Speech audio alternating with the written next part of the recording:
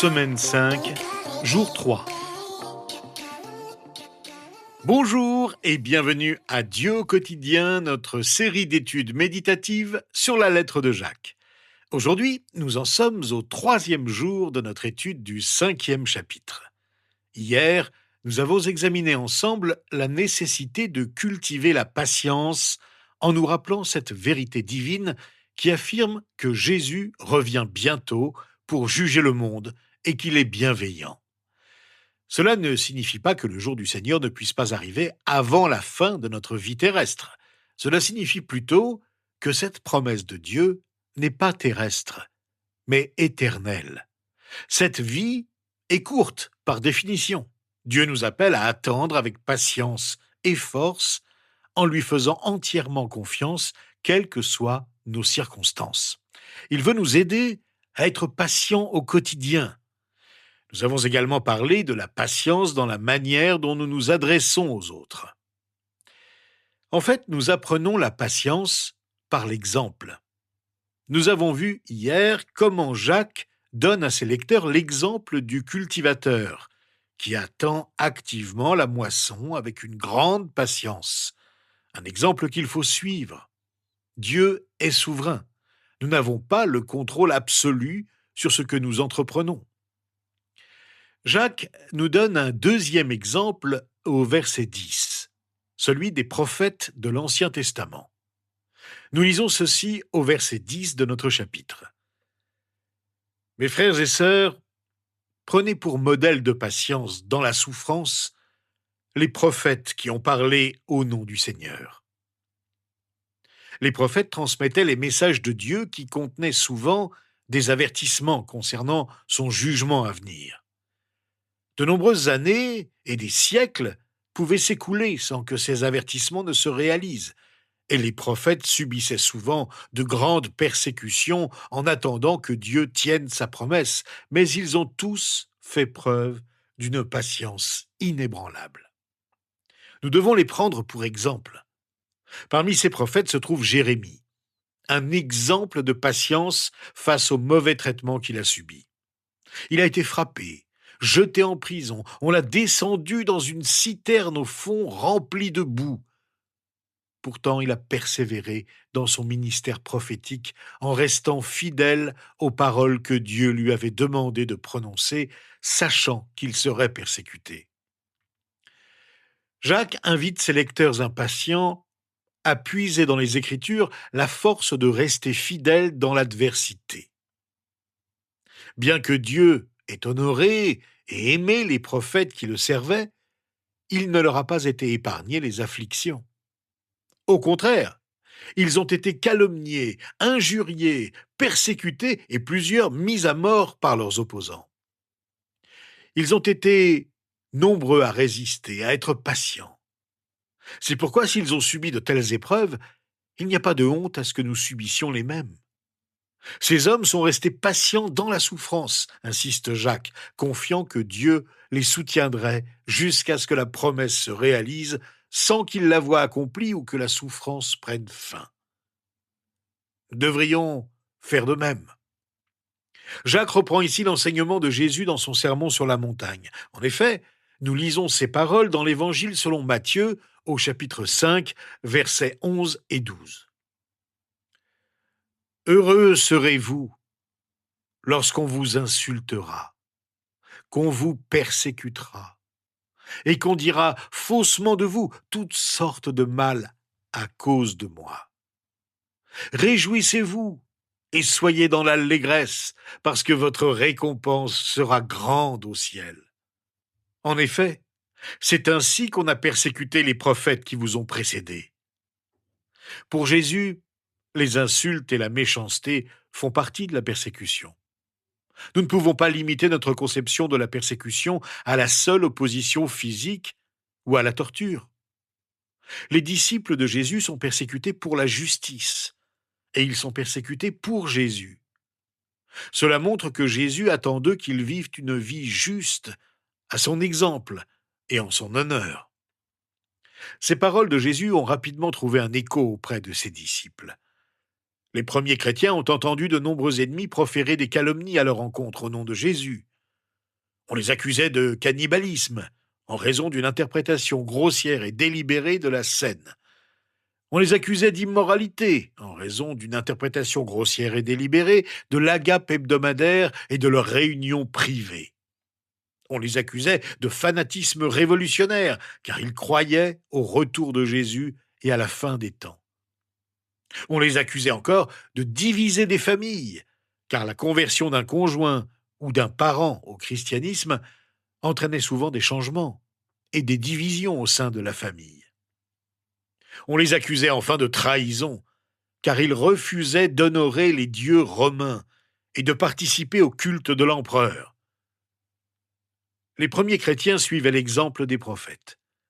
Le mot qu'utilise Jacques pour exemple vient d'un terme désignant des lettres bien formées dans un cahier. Autrefois, les élèves utilisaient ces cahiers avec du papier calque et repassaient sur les lettres pour apprendre à les former. Jacques appelle les chrétiens à calquer leur comportement et leurs actes exactement sur celui des prophètes. Nous ne prenons pas plaisir aux moqueries, aux calomnies, aux rejets et aux souffrances, mais nous les supportons dans la joie quand elles nous sont infligées injustement, car ceux qui nous ont précédés ont vécu ces mêmes souffrances, comme Jésus, notre modèle parfait. Nous sommes bien heureux quand nous sommes persécutés pour la cause de Christ. Cela nous aide bien sûr à rester patients en toutes choses. Cela nous aide à persévérer. La patience et la persévérance vont de pair. Nous sommes patients avec les autres, quoi que ce soit qu'ils disent ou font contre nous, et nous sommes persévérants, quelles que soient les circonstances que nous traversons et auxquelles nous devons faire face. Un homme de la Bible, en particulier, constitue le modèle que nous devons suivre. Jacques nous en parle. Nous lisons ceci au verset 11 de notre chapitre. Nous disons heureux ceux qui persévèrent. Vous avez entendu parler de la persévérance de Job, et vous avez vu la fin que le Seigneur lui a accordée, car le Seigneur est plein de tendresse et de compassion. Pour ceux qui, dans ce monde, vivent sans Dieu, le but de la vie est d'éviter la souffrance coûte que coûte. C'est la quête de tout ce que l'on désire dans la vie, quel qu'en soit le prix, quelles que soient les conséquences pour autrui. Jacques affirme clairement que le but des chrétiens est radicalement différent. Nous considérons la fidélité à Dieu, malgré la souffrance, comme une marque de réussite. Jacques utilise le mot grec makarizomène, qui signifie littéralement être considéré comme bienheureux, heureux ou prospère. Cette louange est adressée à ceux qui continuent de manifester leur confiance en Dieu par l'obéissance à Dieu et le service des autres. Jacques cite maintenant un autre exemple de cette fidélité malgré la souffrance. Certains diraient même qu'il s'agit de l'exemple ultime. Cette histoire est racontée dans le livre de Job. Job était un homme qui a enduré d'énormes souffrances tout en refusant de renoncer à sa foi en Dieu. Finalement, Dieu l'a récompensé en lui rendant tout ce qu'il avait perdu et en lui donnant bien plus encore. Les chrétiens qui souffrent à toutes les époques devraient suivre l'exemple de Job et rester fidèles à Dieu dans leurs souffrances physiques et morales. Tout croyant en Jésus devrait également s'attendre, en fin de compte, à recevoir de Dieu bien plus que ce qu'il a jamais perdu. Ce verset se termine par une affirmation concernant le caractère de Dieu. Il est plein de compassion, il est rempli de bonté. Le caractère de Dieu est immuable. Sa bonté n'est ni plus grande lorsque notre situation est meilleure, ni moindre lorsque nous souffrons. Il a toujours compassion de son peuple dans la souffrance, et il est toujours bon envers ceux qui sont en Christ, maintenant et pour l'éternité. Il nous faut nous rappeler cette vérité lorsque la souffrance devient longue et difficile à supporter. Jésus a souffert comme personne d'autre sur terre n'a pu souffrir. Il a souffert l'abandon de Dieu, l'humiliation totale, parce que Dieu le Père ne pouvait pas voir l'horreur du péché du monde que portait son Fils unique sur la croix pour pouvoir nous en délivrer? Comment pourrions-nous rejeter nous-mêmes la souffrance? Lorsque nous comprenons que Dieu a un dessein bienveillant, même les épreuves douloureuses prennent un autre sens. Charles Spurgeon a fait cette comparaison remarquable. Si un homme m'attaquait avec un couteau, je résisterais de toutes mes forces et considérerais comme une tragédie sa réussite. Mais si un chirurgien vient à moi avec un scalpel, je l'accueille, lui et le scalpel, qu'il m'ouvre, même plus profondément que celui qui m'attaque au couteau, car je sais que son intention est bonne et nécessaire. Avouons que la compassion et la bonté de Dieu n'apparaissent pas immédiatement dans l'histoire de Job. On pourrait rapidement penser que Dieu a été cruel envers lui. Pourtant, à y regarder de plus près, nous voyons que Dieu était en effet très compatissant et rempli de bonté. Dieu a fait preuve d'une grande compassion et d'une grande bonté envers Job, car il n'a permis la souffrance que pour une raison valable. De plus, il a limité les actions de Satan contre lui. Il l'a soutenu de sa main invisible tout au long de ses souffrances. Il a même déjoué le projet destructeur du diable. Au final, Dieu a accompli une œuvre merveilleuse, faire de Job un homme meilleur et plus béni que jamais. N'oublions pas que, aussi bon et juste qu'ait été Job au début du livre, il est devenu un homme meilleur à la fin, avec un caractère encore plus intègre, plus humble et plus béni qu'auparavant. Lorsque nous considérons toute la vie de Job, nous constatons que le Seigneur, dans sa bonté, l'a tiré d'affaire et lui a procuré un avantage inestimable. Celui qui l'a mis à l'épreuve d'une main l'a soutenu de l'autre. Quel qu'ait été le projet de Satan en tenant Job, Dieu avait un projet qui englobait et surpassait celui du destructeur. Et ce projet s'est réalisé tout au long de son parcours. Dire que Dieu est compatissant, c'est littéralement dire que le Seigneur a beaucoup de cœur, qu'il a un grand cœur, ou encore une grande tendresse. Le verset 12 de notre chapitre nous surprend. Après avoir loué la persévérance de Job, Jacques déclare soudainement ceci. Avant tout, mes frères et sœurs, ne jurez pas, que ce soit par le ciel, par la terre ou par une autre forme de serment. Mais que votre oui soit oui et que votre non soit non, afin que vous ne tombiez pas sous le jugement. Ce verset semble incongru à ce stade du chapitre 5. Il ne semble pas s'inscrire dans la continuité de ce que Jacques a écrit précédemment sur la fidélité à Dieu dans l'épreuve, et ne s'intègre pas naturellement à son enseignement sur la prière dans les versets suivants et dont nous parlerons demain. Cependant, cela semble faire partie de son intention. C'est un point important qui mérite d'être souligné. Jacques commence par dire « avant tout », indiquant ainsi l'importance de son propos. Il reprend ensuite presque mot pour mot le commandement de Jésus concernant les serments, tel qu'il est rapporté dans l'Évangile selon Matthieu au chapitre 5, versets 34 à 37. Je vous dis de ne pas jurer du tout, ni par le ciel, parce que c'est le trône de Dieu, ni par la terre, parce que c'est son marchepied, ni par Jérusalem, parce que c'est la ville du grand roi.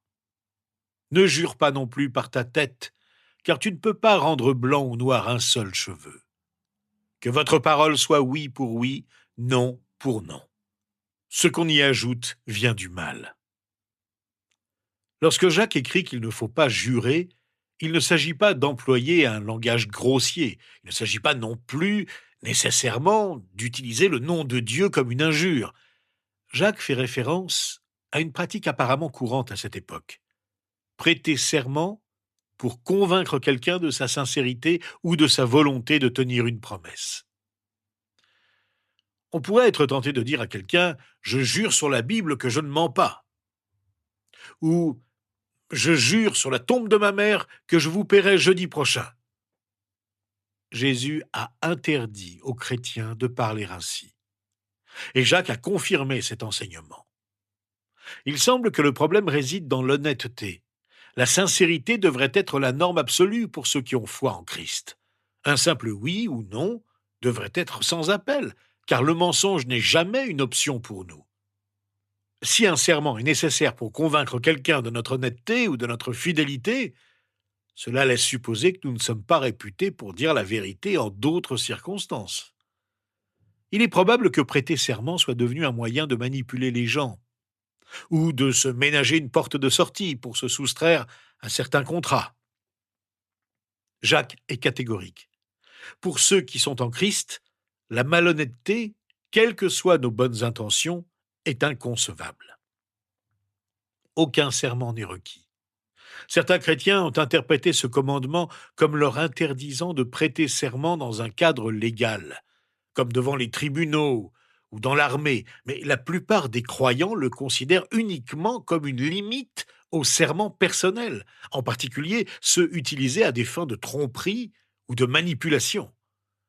Voyez-vous, dans le contexte qui nous préoccupe, celui des chrétiens qui sont persécutés à cause de leur foi, il pourrait y avoir l'idée de mentir d'une manière qui tente de faire avancer le plan de Dieu. Quand je deviens impatient, il est très, très tentant de mentir. L'impatience tend à nous pousser à vouloir faire avancer les choses plus vite. On fait des serments pour se convaincre ou convaincre les autres qu'on est sérieux et qu'on est prêt à parier jusqu'à la tête de sa mère ou la croix de Christ pour se convaincre ou convaincre les autres. Cette démarche est inutile. Un oui ou un non suffit. Ce que j'ajoute par serment n'aura aucun impact sur la réalisation du plan de Dieu. Le besoin de jurer, au-delà d'un simple oui ou non, trahit la faiblesse de la parole. Cela démontre que le caractère de la personne n'est pas suffisamment solide pour confirmer ses paroles. Ce manque de caractère sera mis à nu lors du jugement dernier devant le Christ. Cela nous incite d'autant plus à nous préparer à ce jugement en parlant toujours avec intégrité. Rappelons-nous enfin quelle a été la réaction de Pierre la veille de la mort de Jésus.